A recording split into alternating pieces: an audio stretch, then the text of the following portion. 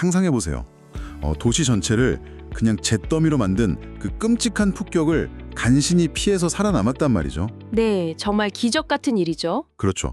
근데 바로 다음 날 당신의 목숨을 가장 직접적으로 위협하는 게 총알이나 포탄이 아니라 아니라면요? 다름 아닌 지금 입고 있는 그 겨울 외투라면 어떨 것 같으세요? 와, 겨울 외투요. 그건 진짜 생각지도 못한 위협이네요. 그러니까요. 구독자 여러분 환영합니다. 방금 말씀드린 이 기막힌 아이러니가 바로 오늘 우리가 함께 파헤쳐볼 이야기의 핵심입니다. 네, 반갑습니다. 보통 우리가 전쟁을 이야기할 때는 왜 교과서에 나오는 거대한 작전 지도나 장군들 이름, 복잡한 국제 정세 이런 걸 떠올리잖아요. 맞아요. 엄청 거시적인 관점이죠. 하지만 오늘 우리의 심층 분석은 그런 높은 곳에서 내려다보는 시선이 절대 아닙니다. 땅바닥에 바짝 엎드린 시선이랄까요? 네네. 당장 내일 먹을 쌀 한 움큼, 그리고 입으로 한 벌을 위해서 막 발버둥 쳐야 했던 한 개인의 극도로 현실적인 시선으로 그 시대를 재구성해 보려고 합니다. 자, 오늘 우리는 이지호 교육학 박사님의 자서전 하나님의 축복이 있는 삶을 깊이 있게 살펴보겠습니다. 오늘 우리가 다룰 이 기록이 정말 특별한 이유가 있어요. 이 주제가 약간 예상치 못한 위협과 구원이라는 그 기막힌 역설을 담고 있거든요. 역설이요? 어떤 면에서 그럴까요? 전쟁이라는 거대한 파괴에 폭풍하고 그 속에서 어떻게든 살아남으려는 개인의 미시적인 생존 투쟁이 아주 완벽하게 교차하는 지점을 보여주니까요. 아, 거대한 역사랑 평범한 일상이 부딪히는 지점이군요. 맞습니다. 거대한 역사적 사건이 평범한 사람의 일상, 심지어 옷차림이나 내면의 도덕성에 어떤 충격파를 던지는지를 아주 현미경처럼 들여다볼 수 있는 귀중한 자료입니다. 진짜 기대가 되네요. 그래서 오늘은 구독자님들을 마치 생존 다큐멘터리의 한가운데로 쫙 안내해 드릴 겁니다. 자, 이 상황을 한번 풀어보죠. 이야기의 시작은 메가더 장군의 인천 상륙 작전 직후의 인천입니다. 네, 1950년 가을이네요. 주인공이신 이지호 박사님이 이북에서 피난을 내려와서 인천에 딱 상륙했을 때 눈앞에 펼쳐진 건 그야말로 포스트 아포칼립스 영화 같은 잿더미였어요. 한 포사격에 폭격까지 더해졌으니 도시가 온전할 리가 없었겠죠. 그러니까요. 건물이고 집이고 그냥 다 타버린 거예요. 그런데 여기서 정말 기막힌 장면이 하나 등장합니다. 어떤 장면이죠? 피난민들이 잠잘 곳을 찾다가 폭격을 피한 어느 빈집에 딱 들어오는데 세상에 그 대문에 무단 출입 금지라는 편말이 붙어 있었다는 겁니다. 아, 온 세상이 불타 없어졌는데 말이죠. 맞아요. 온 세상이 잿더미인데 그 편말 하나가 덩그러니 문명의 규칙을 주장하고 있는 거예요. 완전 아이러니잖아요. 결국 문을 뚫고 들어가서 그 텅 빈 방에 누워 피난 생활을 시작하시거든요. 참 웃을 수도 울 수도 없는 기가 막힌 상황이네요. 근데 더 놀라운 건 바로 그 잿더미 위에서 박사님이 다짐을 하십니다. 전쟁은 비참하다. 앞으로 내가 할 수 있는 역할은 파괴가 아니라 건설이다. 이렇게요. 아주 단단한 결심을 하셨네요. 아니 근데 잠깐만요. 저는 솔직히 자료 보다가 여기서 조금 멈칫했어요. 당장 눈앞에서 내 세상이 다 불탔는데 나는 이제 건설적인 삶을 살아야지 라고 철학적인 다짐을 한다고요? 좀 비현실적으로 느껴지실 수도 있어요. 네, 인간이 그 절망 속에서 분노나 복수심 대신에 막 이런 도약을 하는 게 심리적으로 정말 가능한 건가요? 충분히 가질 수 있는 의문이죠. 여기서 정말 흥미로운 점은 그 극한의 트라우마가 인간의 세계관을 어떻게 완전히 뒤집어 놓는가 하는 그 메커니즘입니다. 아, 심리적인 방어 기제 같은 건가요? 비슷합니다. 모든 것이 파괴된 잿더미 앞에서는 보통 두 가지 반응이 나타나거든요. 모든 걸 포기해버리거나 아니면 누군가를 향한 맹렬한 분노에 휩싸이거나요. 보통은 후자일 것 같은데요. 막 원망스럽고. 그렇죠. 하지만 심리학적으로 볼 때 거대한 통제 불균형의 파괴, 그러니까 전쟁 같은 걸 목격한 인간은 자신의 이성을 지키기 위해서 무의식적으로 그 파괴와 완전히 반대되는 가치에 닻을 내리려는 경향이 있습니다. 아, 파괴를 봤으니 무의식적으로 건설을 붙잡는다. 맞습니다. 박사님은 절대적인 무의미와 파괴를 목격한 그 순간에 자신의 남은 생애를 건설이라는 완전히 반대되는 가치로 재편성함으로써 생존의 의미를 스스로 찾아낸 거예요. 와, 그러니까 절망적인 환경이 오히려 개인의 인생관을 파괴해서 건설로 아주 단단하게 재련해낸 셈이네요. 정확합니다. 미치지 않기 위해 닻을 내린 거죠. 진짜 와닿네요. 하지만요, 전문가님, 마음속으로 아무리 위대한 건설을 다짐했다고 해도 당장 내일 입에 풀칠할 쌀이 없으면 아무 소용이 없죠. 현실은 냉혹하니까요. 네, 철학도 결국 배가 불러야 할 수 있는 거잖아요. 그래서 박사님은 이 철학적 다짐을 한 바로 다음날 새벽에 부둣가라는 아주 처절한 생존 노동의 현장으로 직행하십니다. 그렇습니다. 당시 인천 항구에는 미군 함정들이 엄청 들어와 있었고 거기서 군수품을 내리는 하역 노동이 절실하게 필요했거든요. 피난민들이 막 몰려들었겠네요. 수백 명이 모여들었죠. 10명씩 조를 짜서 일을 했는데 여기서 우리가 주목해야 할 게 바로 그 시대의 지독한 생존 경제학입니다. 아, 저 진짜 자료 보면서 너무 놀랐던 게 급여체계였어요. 하루 일당이 현금이 아니라 알랑미, 그러니까 대소도 한 대였대요. 그리고 주급으로 현금 13원을 따로 받았죠. 네네. 구독자 여러분, 이게 지금 우리가 생각하는 월급 모아서 집 사야지 이런 재테크 개념이 아닙니다. 이 알랑미 한 대가 딱 이틀치 식량이었다고 해요. 맞아요. 여기서 알랑미, 즉 안남미는 찰기가 전혀 없어서 훅 불면 날아간다는 그 길쭉한 쌀이잖아요. 평소 같으면 맛 없다고 안 먹었을 텐데. 평시에는 한국인 입맛에 안 맞아서 기피했을 식량이죠. 게다가 그 주급 현금 13원이라는 것도 전시의 극심한 인플레이션을 생각하면 사실상 종이 조각이나 다름없었을 겁니다. 아, 돈은 의미가 없고 진짜 쌀 그 자체가 생명줄이었네요. 그러니까 이분들에게 하역 노동이라는 건 자아 실현이나 자산 축적이 아니라 하루의 육체 노동을 털어넣어서 나와 내 가족의 내일 하루치 생존 티켓을 현물로 교환받는 극도로 원초적인 행위였던 거죠. 내일 하루치 생존 티켓. 와, 표현이 진짜 너무 아프네요. 자, 그런데 이 생존 노동의 현장에서 아주 기가 막힌 변수가 하나 툭 튀어나옵니다. 바로 옷이에요, 옷. 아, 드디어 그 겨울옷이 등장하는군요. 네. 이 부분이 진짜 헛웃음이 나오면서도 그 어떤 영화보다 더 현실적인 대목인데요. 피난을 떠날 때가 추운 계절이라서 박사님은 솜이 빵빵하게 들어간 까만 무명바지랑 저고리, 즉 두꺼운 겨울옷밖에 없으셨어요. 겨울에는 그게 생명을 살려준 고마운 옷이었겠죠? 그렇죠. 근데 시간이 흘러서 여름이 다가온 겁니다. 갈아입을 옷은 없고 그 까만 겨울 속옷을 입고 뙤약볕 안에서 쌀가마니랑 군수품을 나른다. 이건 노동이 아니라 고문이잖아요. 목숨이 위험한 상황 아닌가요? 완전히 위험하죠.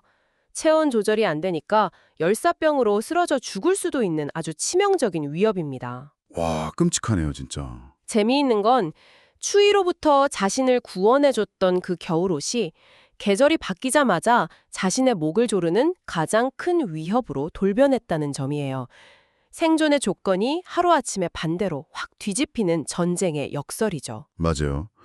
아니, 요즘 우리 현대인들은 직장 고를 때 내 직무 적성이나 뭐 워라밸 이런 거 따지잖아요. 그렇죠. 조건이 중요하죠. 근데 박사님은 오직 이 겨울옷 때문에 근무 시간을 야간조로 바꿔버리십니다.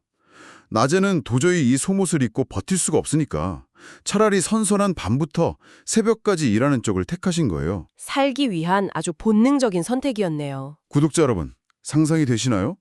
적성도 돈도 아니고 오직 지금 입고 있는 옷차림 때문에 낮과 밤이 완전히 뒤바뀐 삶을 살게 된 겁니다. 근데요, 이 사소해 보이는 옷차림의 나비 효과가 얼마나 무서운 결과를 초래하는지가 진짜 압권입니다. 어떤 결과죠? 야간에 하역 작업을 하려면 부두의 전등을 대낮처럼 아주 환하게 밝혀야 하거든요. 깜깜한 전시 상황 속에서 나 홀로 환하게 빛나는 인천 부두. 혹 설마 적군한테 네, 적군의 눈에 띄는 가장 완벽하고 거대한 표적이 된다는 뜻이기도 하죠. 겨울옷의 더위를 피하려고 했던 그 소박한 선택이 주인공을 전혀 예상치 못한 생사의 갈림길로 끌고 가는 겁니다. 자, 여기가 진짜 흥미진진해지는 대목인데요. 어느 날 밤 여느 때처럼 불을 환하게 밝히고 야간조 노동자들이 군수품을 나르고 있었습니다. 네, 땀 흘리면서 일하고 있었겠죠? 그런데 갑자기 하늘에서 비행기 소리가 들립니다. 늘 듣던 미군 비행기의 둔탁한 소리가 아니라 웽 하는 아주 낯설고 가벼운 경비행기 소리였어요. 인민군 비행기 같은 거군요. 맞아요. 인민군 비행기가 나타난 겁니다. 이 비행기가 쫙 저공비행을 하더니 상공에서 무언가 세 개를 툭툭툭 떨어뜨려요. 그리고 불과 500m 밖의 초소에서 쾅 하는 폭발음이 들리면서 부두의 모든 전등이 일제히 꺼져버리죠. 와, 그 화나던 곳이 순식간에 칠흑 같은 암흑으로 변한 거예요. 부두는 완전 아비규환이 됐습니다. 전등이 꺼진 어둠 속에서 막 미군들이 헬프 미 살려라 하면서 비명을 지르고 뛰어다녀요. 영어를 모르는 피난민 노동자들도 그 처절한 비명이랑 공포스러운 분위기를 보고 직감적으로 살아야겠다 싶어서 무작정 뛰었을 겁니다. 네. 박사님도 막 미친 듯이 뛰다가 엎드려서 어디로 기어 들어가셨는데 하필 눈앞에 있던 어떤 기차 화물칸 밑이었어요. 가슴이 터질 것처럼 뛰고 인민군이 상륙한 줄 알고 덜덜 떨면서 무려 1시간을 그 밑에 숨어 계셨대요. 칠흑 같은 어둠에 막 쏟아지는 폭탄 속에서는 인간의 뇌가 이성적인 판단을 멈추고 파충류의 뇌로 돌아가거든요. 아, 본능만 남는 상태요? 네, 본능적으로 당장 눈앞에 보이는 가장 거대하고 단단한 은폐물을 찾아서 몸을 구겨 넣는 거죠. 그렇게 1시간을 숨죽여 있다가 전등이 다시 켜지고 상황이 좀 진정됐을 때 박사님이 화물칸 밑에서 쓱 기어 나오십니다. 그리고 우연히 자기를 지켜줬다고 믿었던 그 화물칸 안을 들여다보시게 되는데 무슨 일 있었죠? 구독자님, 제가 진짜 책 읽다가 여기서 소름이 쫙 돋았잖아요. 그 화물칸 안에 폭탄이 산더미처럼 잔뜩 실려 있었던 겁니다. 세상에 정말 등골이 오싹해지네요. 만약 적군의 폭격이나 주변의 총격 불똥 하나라도 그 화물칸에 튀었다면 반경 수백 미터는 흔적도 없이 그냥 공중분해되었을 테니까요. 그러니까요. 자기가 목숨 구하려고 숨어든 피난처가 사실은 이 부두에서 가장 확실하게 자기를 가루로 만들어버릴 거대한 화약고의 바로 밑바닥이었다는 거잖아요.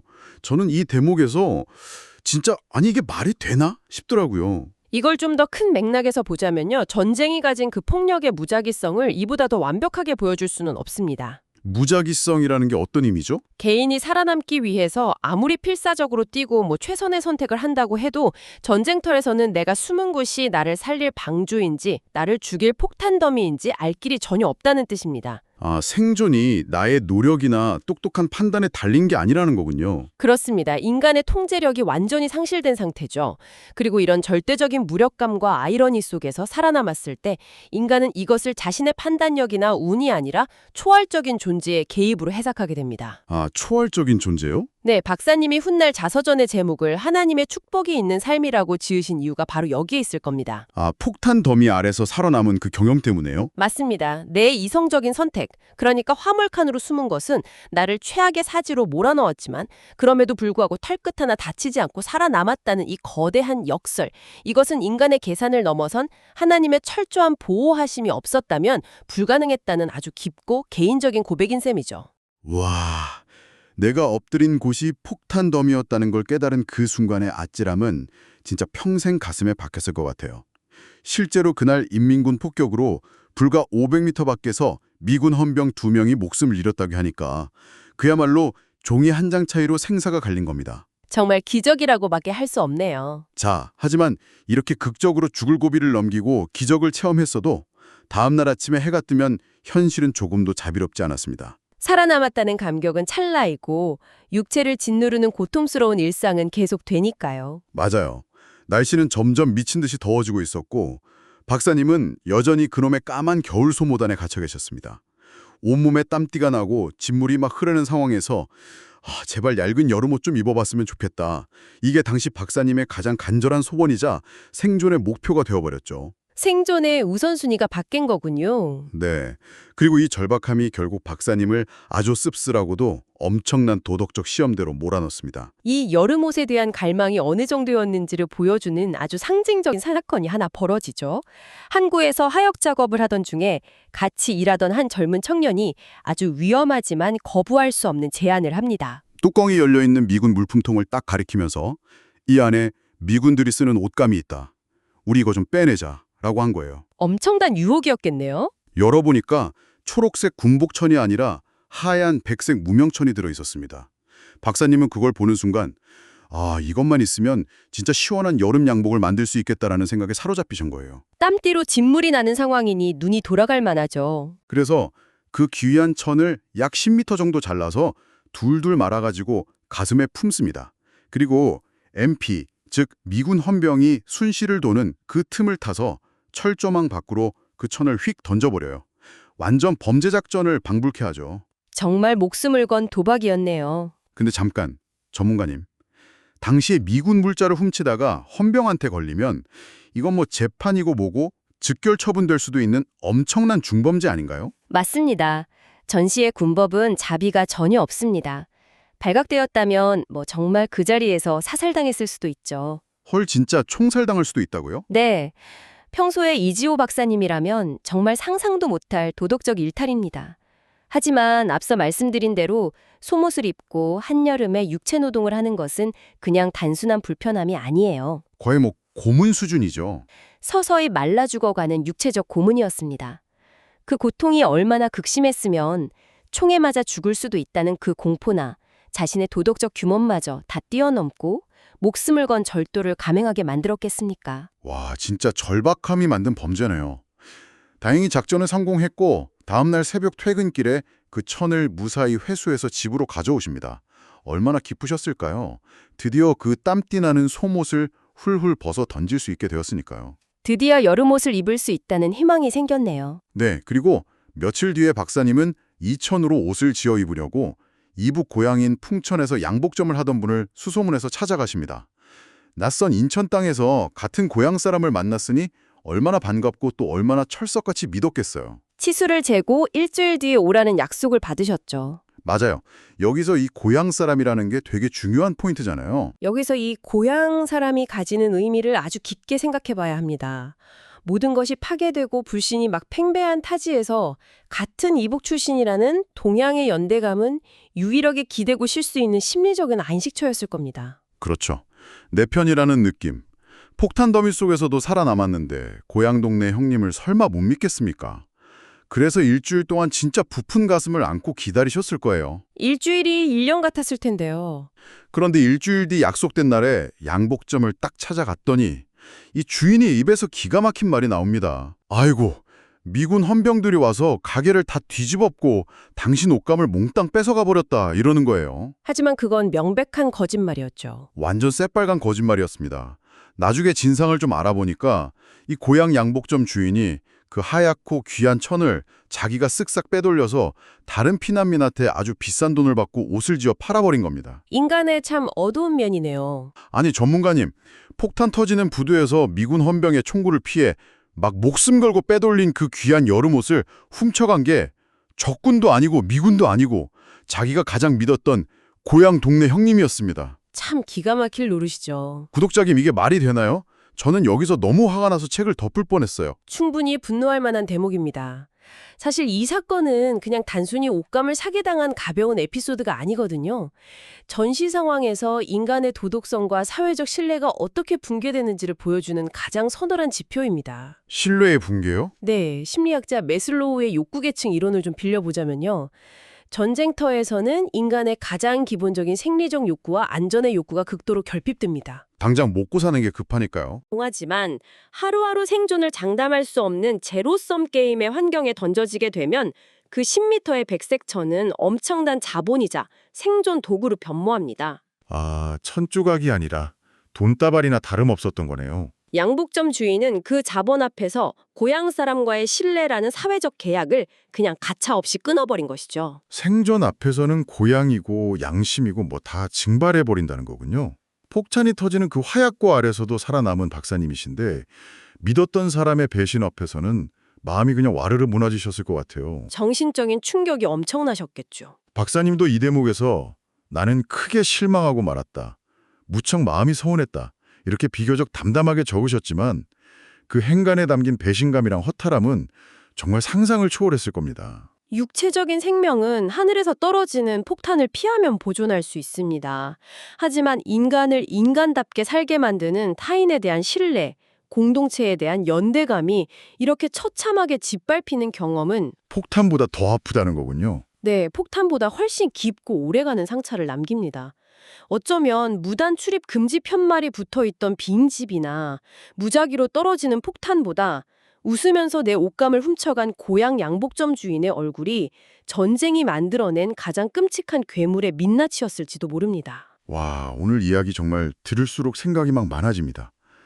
나를 살려주던 겨울옷이 나를 죽일 뻔하고 나를 숨겨준 화물칸이 나를 산산조각 낼 뻔하고 나를 위로해주리라 믿었던 고향 사람이 내 등 뒤에 칼을 꽂는 이야기. 모든 게 역설투성이네요. 이 지독한 역설 속에서 한 개인이 어떻게 견뎌내고 하나님의 은혜를 고백하며 삶을 건설해 나갔는지 참으로 경이롭습니다. 그래서 이 모든 게 우리에게 어떤 의미일까요? 현대를 사는 우리에게 던지는 메시지가 분명히 있죠. 구독자 여러분, 오늘 우리의 이 깊은 탐구를 마무리하면서 여러분께 도발적인 질문을 하나 던지고 싶습니다. 에어컨이 나오는 시원한 방 안에서 평화로운 시대를 살고 있는 우리는 우리가 가진 도덕성이나 이웃에 대한 신뢰를 너무나 당연하고 굳건한 내 인성이라고 착각하며 사는 건 아닐까요? 환경이 변하면 나도 변할 수 있다는 거죠. 만약 오늘 밤 우리 도시가 잿더미로 변하고 우리가 땀띠로 피부가 막 벗겨지는 두꺼운 겨울옷을 입은 채 이 뜨거운 여름을 맨몸으로 버텨야 하는 상황에 던져진다면 과연 우리는 어땠을까요? 우리는 폭탄이 실린 화물칸 아래에서 어떤 기도를 올렸을 것이며 그리고 내 손에 들어온 10m의 그 귀한 백색 옷감 앞에서 우리는 양복점 주인이 아니었을 거라고 자신 있게 말할 수 있을까요? 오늘 이 묵직한 질문을 여러분의 마음에 남겨드리고 싶습니다. 정말 깊이 고민해 볼 만한 화두네요. 마무리하기 전에 한 가지 필수 안내 말씀드리겠습니다. 팟캐스트 오디오 파일을 생성하는 과정에서 기술적인 문제로 목소리와 역할이 바뀌거나 발음이 틀린 부분이 있었던 점 구독자님들의 너그러운 양해 부탁드립니다. 전쟁이라는 극한의 시약이 인간의 본성과 세계관에 어떤 화학 반응을 일으키는지 오늘 이지효 박사님의 생생한 기록을 통해 깊이 들여다볼 수 있었습니다. 네, 정말 소중한 기록입니다. 오늘 우리가 누리는 이 평범하고 조금은 지루한 일상이 누군가에게는 그토록 간절했던 기적의 하루라는 사실을 다시금 새겨보는 시간이 되셨기를 바랍니다. 끝까지 함께해 주셔서 깊이 감사드립니다. 구독자 여러분, 오늘 저희가 준비한 잿더미 속 생존의 기록은 여기까지입니다. 이 묵직한 이야기가 여러분의 오늘 하루의 작은 통찰로 남기를 바라며 저희는 다음 심층 분석에서도 여러분의 뇌리를 강렬하게 스칠 놀랍고 흥미로운 자료와 함께 다시 찾아오겠습니다. 그때까지 모두 몸과 마음 건강하시고 여러분의 일상에 늘 평안과 따뜻한 연대가 함께 하시기를 바랍니다. 안녕히 계세요.